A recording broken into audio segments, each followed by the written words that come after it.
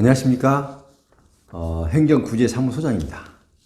오늘은 여러분께 지금 군생활 하다가 상의를 입고 지금 전역을 하거나 전역을 6개월 남겨놓고 있는 분들이 이 전화를 자주 받게 됩니다.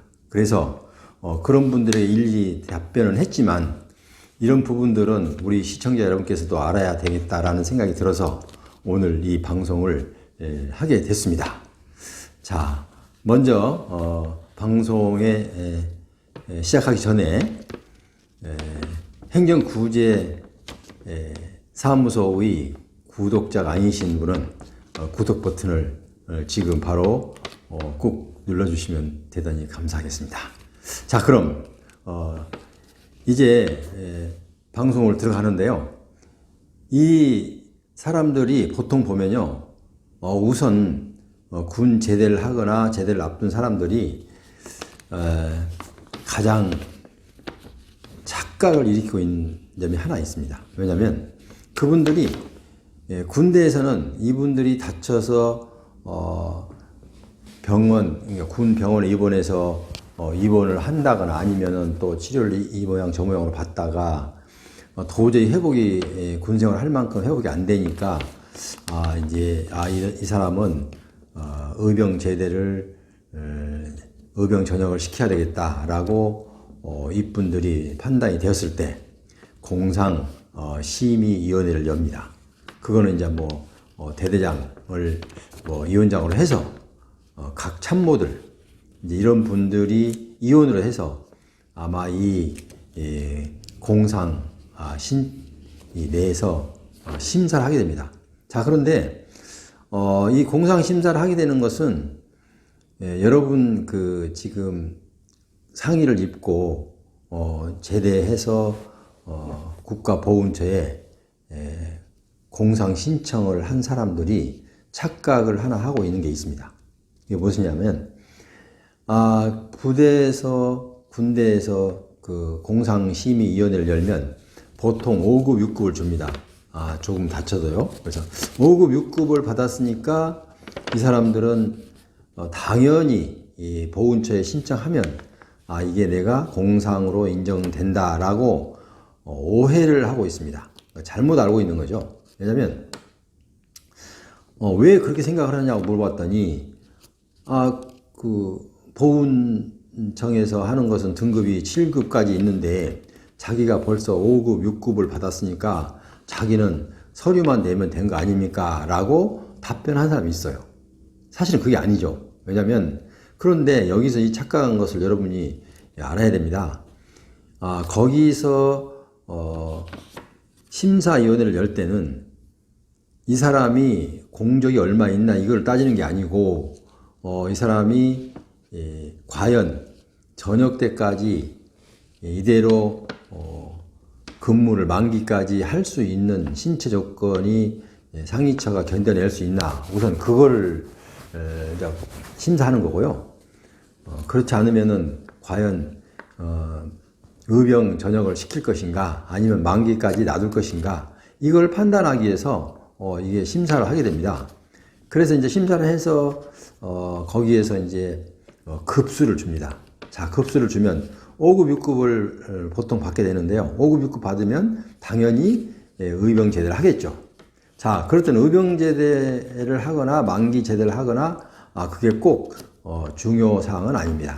그것 때문에 국가용자 등록되고 안 되고는 크게 영향을 미치지 않습니다. 자, 그런데 문제는 여기서 이 사람들이 이렇게 알고 나와서 이제 나오니까 일단 제대를 하고 아니면 6개월 전에 휴가를 나와서 신청을 하는데 잠시 보훈지청, 자기 지역 보훈지청 가서 상담을 하니까 신청서를 쓱 내주면서 여기 쓰세요 하고 이렇게 준비해 오세요 해서 쓱쓱 쓰고 나오니까 신청이 끝나는 거예요. 자, 그러니까 이거 뭐 별거 아니네 하고 이제 이제 웃으면서 나왔어요. 그런데 나중에 이제 이 공상 심사가 보통 한 5, 6개월 정도 평균적으로 걸린다고 보면 됩니다. 물론 좀 더 빨리 진행되는 경우도 있고 좀 늦게 진행되는 경우도 있습니다. 그거는 보훈처에서 사정이 그런 게 아니라 여러분들이 여기 신청할 때 쓸 때는 정보 공개에 대해서 동의하십니까? 라면 동의란을 체크합니다. 그럼 동의란을 체크하면 보훈처에서 의료보험공단 아니면 군병원에서 병상일지 등등 각종 자료를 다 이렇게 온라인으로 신청해서 받습니다. 그 받는 시간에 따라서 좀 길어지느냐 짧아지느냐 이런 차이는 있습니다. 자, 그런데 이것을 이렇게 쉽게 생각을 하고 내가 5급을 받았으니까 이번에 여기 보훈처에서도 뭐 공상 정도야 등급은 나중에 하더라도 공상 정도는 쉽게 되지 않느냐라고 생각을 합니다. 자, 그래 놓고 쉽게 신청을 하고 이제 마냥 기다리고 있습니다. 물론 이제 뭐 취업도 하고 해서 이제 기다리겠죠. 기다리는데 이 사람들은 편하게 기다립니다. 왜냐면 제가 군대에서 5급 했으니까 여기는 당연히 공상은 인정된다라고 본 것입니다. 자, 그런데 한 5, 6개월 지나서 통보가 됐는데 보훈처에서 공문이 왔어요. 그랬더니 이제 기쁜 마음으로 오체고 와서 이거 이제 공상 이제 하면은 이제 상위 등급 신청해야지라고 어서 딱 열어서 딱 보니까 귀하는 이러이러해서 공상 신청을 했는데 이 심사 결과 비해당 되었으므로 이를 통지합니다. 만약에 구제를 하고 싶으면 재심을 신청해서 구제할 수 있습니다.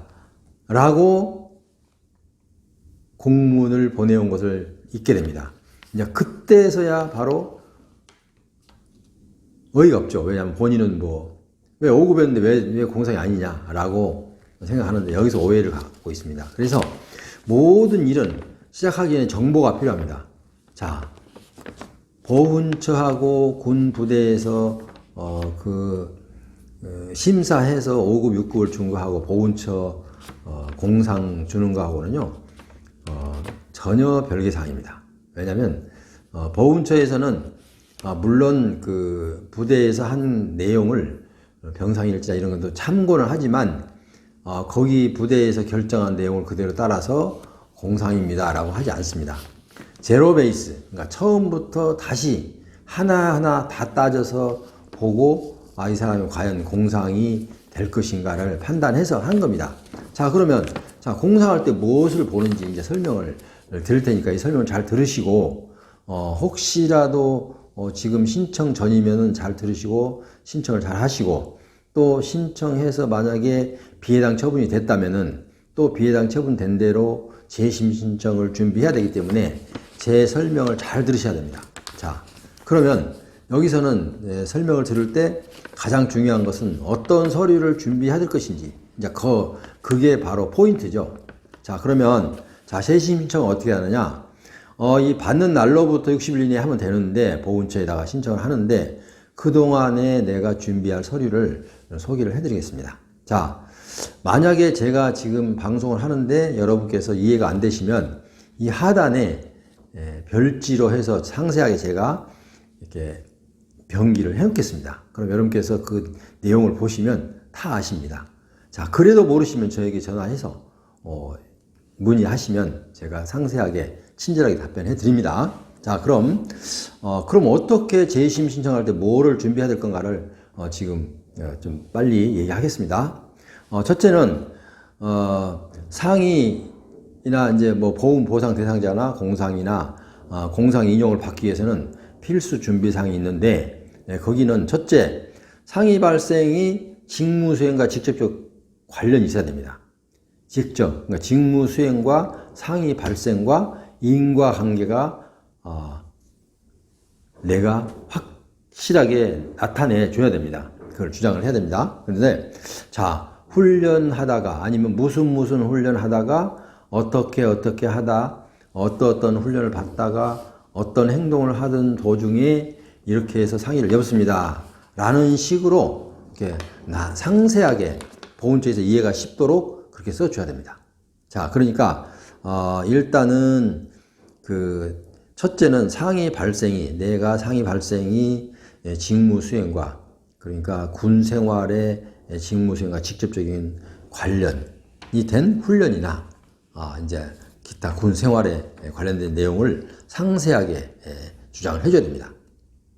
자, 두 번째, 상해 발생이 직무와 직접적인 관련이 객관적으로 규명이 돼야 하는데 그냥 말로만 해서 안 되죠. 거기는 어떻게 되냐면 증빙 자료를 제출해야 됩니다. 증빙 자료. 증빙 자료가 굉장히 가장 중요한 것은 나를 훈련시킨 준대장이나 아니면 대대장이나 중대장이나 소대장 또 아니면 그것도 안 되면 동료의 이 상해 사실 확인서를 받으면 좋습니다. 왜냐하면 중대장은 이렇게 쓰면 됩니다. 이 병사는 우리 중대원으로서 내가 중대장으로서 이러이러한 훈련을 시키다가 이러이러한 사고로 이렇게 상해가 발생한 것을 확인합니다. 000 중대장 홍길동 이렇게 해서 사인합니다. 자, 그게 여의치 않으면 소대장 아니면 그것도 안 되면 우리 동료들한테도 이 내용을 받으면 좋습니다. 동료들한테 받은 거는 확인서가 아니고 인후보증서가 되겠죠. 자, 이렇게 받아야 되고요. 그래서 이 증빙사료가 필요하고요. 세 번째는 과거력이 없어야 됩니다. 예를 들면 군 입대 전에 지금 다쳤던 내가 주장하는 그 상의와 유사한 만약에 그 기왕력이라고 하죠. 군대 전에 입대하기 전 그 내가 상처를 입었던 것을 기왕력이 없다는 것을 증빙을 해줘야 됩니다. 그러면 기왕력이 없다는 걸 어떻게 증빙합니까? 만약에 여기서 이렇게 이 사람들은 지금 재심 신청할 때 준비하는 서류니까 그 옛날 뭐 보니까 국민건강보험 진료 기록에 보니까 뭐 몇 월 며칠 날 이런 치료를 받은 사실이 있다. 아니면 뭐 물리치료를 뭐 7회 이상 받은 적이 있다. 아니면 또 이렇게 다른 치료 등등으로 이 나온 것을 보훈처에서는 비해당 사유로 내놓습니다. 자, 그러면 여기에 대해서 이제 어떻게 답변을 해야 됩니까? 입대 전에 내가 예를 들어서 뭐 축구하다가 뭐 사실은 한 번도 안 갔으면은 한 번도 간 적이 없다라고 국민건강보험 기록을 이게 잘못됐으면 상세하게 규명을 해서 삭제하면 되는 거고, 만약에 그게 사실이라면 내가 친구들하고 대학 때 축구하다가 좀 다쳤는데 솔직히 좀 부어올라서 물리치료를 한 두세 번 받은 적이 있다. 이런 것이 있다면은 그 병원을 찾아가서 옛날 기록을 좀 확인 좀 해서 내가 이때 받았던 기록에 대해서 의사의 소견서를 하나 받아야 됩니다. 그 의사가, 치료했던 의사가 소견서를 받는데 이분은 이래서 선은 이렇고 후는 이래서 우리 병원에 와서 몇 월 며칠부터 며칠까지 이렇게 아까 물리치료를 받고 나서 별 이상이 없어서 그 이후로는 치료한 사실이 없습니다. 라고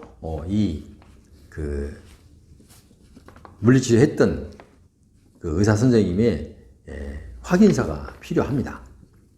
자, 물론 물리치료뿐만 아니라 어떤 다른 치료를 받았다면 이제 이렇게 치료를 했는데 며칠 후에 이거는 큰 지장 없이 완쾌돼서 퇴원시킨 사실이 있습니다. 이렇게 그 확인서를 받아야 됩니다. 그래야 내가 기왕력이 아니라는 거. 그러니까 입대하기 전에 축구하다 다친 것은 지금 훈련받아 다친 거하고 그 상위처가 연관이 되지 않는다. 왜냐하면 그때는 그렇기 때문에 다 나았기 때문에 병무청이 신체 검사에서도 이상 없이 건강한 상태로 내가 현역으로 입대했지 않느냐라고 주장을 해줘야 됩니다. 자, 그래서 건강보험 요 관계가 필요하고요. 그 다음에 네 번째는 군 병원에 입원했던 진료 기록, 증빙 자료를 제출해야 됩니다. 자, 그거는 증빙 자료는 물론 이제 병상일지죠. 병상일지는 예를 들어서 뭐 병원에 계속 입원해 있던 분들은 병상일지가 쉽게 발급이 되겠지만 병원에 입원을 하지 않고 통원 치료만 했다거나 아니면 부대 내에 있는 의무대만 있다거나 하면은 증빙이 좀 어렵잖아요. 그러면은 의무대 병사와한테도 그 내용을 받아야 되고 아니면은 통원 치료했던 내용도 좀 상세하게 좀 발급받아서 제출해야 됩니다. 자, 그렇게 해야 되고요. 자, 그래서 이 군 복무 중에 다친 것을 이 보훈처에서는 딱 그 중심적으로 포커스가 보는 내용은 뭐냐면요. 이 사람이 이런 훈련을 받다가 지금 이 허리를 다쳤다거나 다리를 다쳤을 때 이 다친 부위가 이런 사유 때문에 다쳤구나라고 이해를 하면 됩니다. 왜냐하면 그 병원 병상일지를 보고 자 그래서 병상일지를 여러분도 준비를 해서 상세하게 한번 뜯어봐야 됩니다. 그리고 어디가 어떻게 돼 있는지 이제 라는 것을 상세히 봐서 이 다친 부분, 상해 발생 부분에 대해서는 상세하게 자기가 설명을 자료를 만들어서 제출해야 됩니다. 자 이렇게 준비를 해야 되죠. 그런데 여러분들이 이런 자료를 준비하는 것은 상당히 쉽진 않습니다. 왜냐하면 전문가의 조력을 받지 않고는 좀 어려운 부분도 있을 수 있습니다. 물론 본인이 해서 되는 경우도 있고요. 자, 그래서 제가 지금 설명한 부분을 다시 한 번만 되풀이하면 처음에 공상인을 인용을 받기 위해서는 직무 수행과 직접적인 관련 예를 들면 내가 대대 아니면 중대 ATT 야간 훈련을 받다가 어디 행군 중에 야간 행군 중에 발을 헛디뎌서 이게 넘어져서 이 허리를 다쳤다 라고 그 내용을 상세하게 써줘야 됩니다. 자 그러면 누가 본 사람이 있느냐 나하고 같은 소대원이 봤다 라고 아까 소대원한테 이제 인후 보증서를 받는다거나 아니면 중대장님한테 확인서를 받는다거나 중대장님한테 확인을 못 받을 경우도 있습니다. 왜냐하면 중대장이나 소대장은 이미 세월이 좀 지나면 다른 데로 승진을 해서 진급을 해서 가든지 아니면 전근 가갖고 찾기가 어려울 때가 있습니다. 왜냐하면 이제 제대하고 나서 찾으려니까 그것도 쉽지 않잖아요. 그런 경우가 있습니다. 그래서 여러분들은 이제 그런 것을 꼭 좀 해야 되고요. 그 다음에 이 상해 발생이 아까 객관적으로 증명이 돼야 되고 그 다음에 과거력 이 두 가지가 가장 핵심입니다. 상해 발생과 인과관계 상해와 공무와 인과관계 이게 확실히 해야 되고요. 아까 과거력이 없어야 된다. 보통 보훈처 이렇게 주장합니다. 이게 비해당 처분할 때 이 병사는 몇 월 며칠 어디서 물리치료를 받고 이래서 이런 질병을 앓은 전력이 있으므로 그때 받았던 그 상의가 일부 완쾌는 됐지만 군 생활하면서 훈련 받다가 재발한 거다 이렇게 판단을 하면서 비해당합니다. 자 재발했다라는 것은 이미 질병이 있었다라는 거거든요. 치료가 완쾌가 안 됐다는 얘기거든요. 이렇게 주장을 해요. 참 기가 막히죠 어떻게 보면. 자 그런데 그러면 우리는 한숨만 쉬고 나 혼자 스트레스 받아도 소용없습니다. 왜? 그분들이 요구하는 것을 내가 반박을 해줘야 됩니다. 그것도 정정당당하게. 자 그래서 이 반박을 해줘야 되기 때문에 준비를 해야 된다고 제가 지금 말씀을 드렸어요. 자 그래서 그러면은 아까 그 자료를 제가 설명드렸듯이 그 치료받았던 물리치료나 아니면 그 치료받았던 병원에 가서 그분에게 상세하게 소견서를 하나 받아서 확인서를 하나 받아서 제출하시기 바라고요. 만약에 그 건강보험 검진 기록에 만약에 받은 기록이 나왔다 하면 그것도 상세히 살펴서 어느 병원에서 했는지 따져서 한번 확인을 돼서 그것도 소명을 해야 됩니다. 자 이렇게 준비를 해야 되는데요. 자 이렇게 준비를 해서 재심을 해서 이 공상을 다시 회복하는 퍼센트는 지극히 낮습니다. 그러니까 우리가 보통 보면 그렇잖아요. 군대 가면 뭐 훈련소에 가면 처음부터 그렇게 나오죠. 뭐 초전박살 뭐 이렇게 나오죠. 초전박살이 그런 얘기다. 바로 한 번에 끝내야지. 이게 한 번 비해당 처분 받으면 정말 그 처음에 서류 준비할 때보다 10배 이상은 더 노력을 해야 됩니다.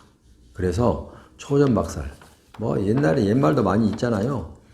가래로 막을 거 호미로 먼저 막아야 된다. 그러니까 그 이제 물이 새기 시작하면 호미로 한 번만 흙만 이렇게 잠시 이렇게 해주면 뭐 이제 새지 않잖아요. 근데 놔두니까 이제 점점 커져서 나중에 가래로 막잖아요. 그런 형식이에요. 그러니까 초전에 확실하게 준비해서 자 그러면 이것을 여러분께서 어떻게 준비를 하느냐. 준비 제가 설명한 대로 하면 됩니다. 자 그러나 그대로도 잘 모르겠다. 그러면 조력을 받아야죠. 그래도 안 되면 자 조력을 받으려면 어떻게 됩니까? 전문가를 찾아야 되죠. 이렇게 해서 공상을 받아야지. 한번 공상을 받아 놓으면 어떻게 해요? 내가 평생을 특별한 일 없으면 평생을 공상은 지금 받은 상태로 유지가 됩니다. 그러니까 꼭 공상을 받아야 되기 때문에 한 번 비해당 처분 받으면 이렇게 재심 신청해서 그 번복하기란 대단히 어렵습니다. 그래서 만약에 준비를 여러분이 만약에 아직 신청을 안 하신 분은 제 이번에 방송을 듣고 철저히 준비해서 신청을 하시기 바라고, 또 신청을 하셔서 비해당 처분을 받으셨다면 이제 저에게 일단 그 구독 회원이 되셔서, 그러니까 구독 버튼을 누르시고 그러고 나서 저에게 상담을 요청하면 제가 일단 상담해 드리고, 무료로 상담합니다. 상담해 드리고, 나중에 신청하는데도 도저히 혼자 못하겠다라고 제 이제 도움이 필요하면 제가 그때는 정식으로 도움도 드리겠습니다. 자, 이런 점을 여러분 참고하시고, 오늘 이 강의를 이 방송이 여러분께 도움이 되었다면, 아직도 구독 버튼 안 누르신 분은 구독 버튼을 꼭 좀 눌러주시고 알람 설정까지 해주면 제가 방송한 내용이 항상 여러분 핸드폰에 잠시 한 줄 떴다가 지워집니다. 자, 지금까지 함께 하신 여러분 대단히 감사합니다. 여기에 대해서 질문이 있으시면 저에게 꼭 댓글에다가 문자로 남겨주시고 전화번호를 남겨주십시오.